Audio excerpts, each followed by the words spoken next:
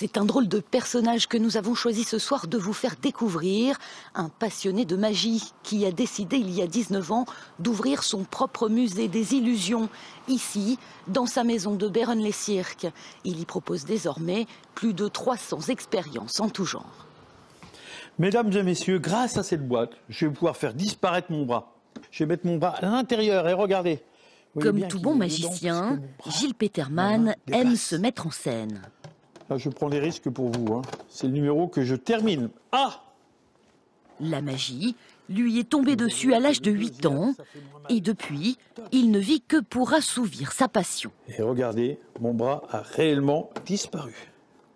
En 2000, il a même sacrifié toute une partie de sa maison pour y installer un musée des illusions.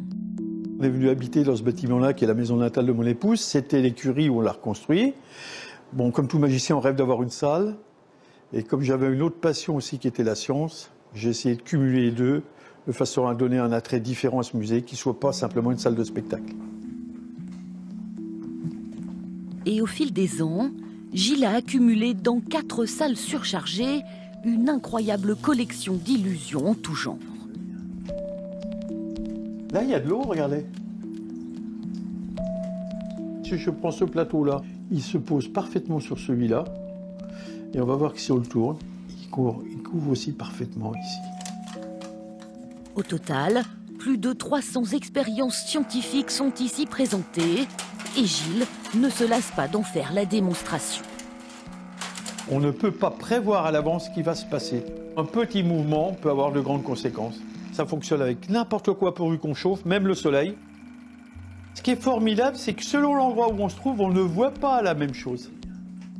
Et grâce à la goutte d'eau que j'ai versée là, on va créer une fontaine qui va s'animer en permanence.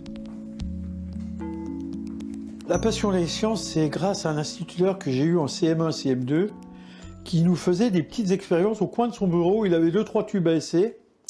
Et je me rappelle d'une expérience qui m'avait bien marqué, c'était de l'eau de chaux qui devenait blanche quand on soufflait dedans avec le gaz carbonique. On avait l'impression qu'il avait un verre d'eau et qu'il faisait un verre de lait. Donc c'était déjà magique.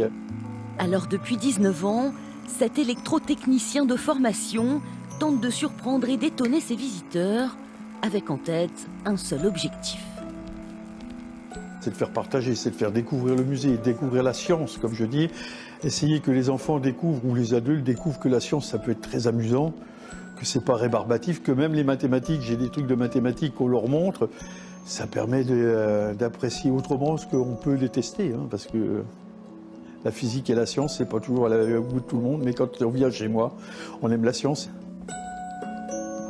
Ouvert tous les week-ends des jours fériés, le musée des illusions accueille aussi les groupes et les goûters d'anniversaire sur réservation.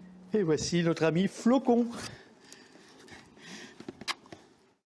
Voilà, à suivre la météo et l'édition nationale du 19-20. Il me reste à vous souhaiter une très belle soirée à toutes et à tous. Bonsoir. Retrouvez toute l'actualité de votre région sur grandest.france3.fr.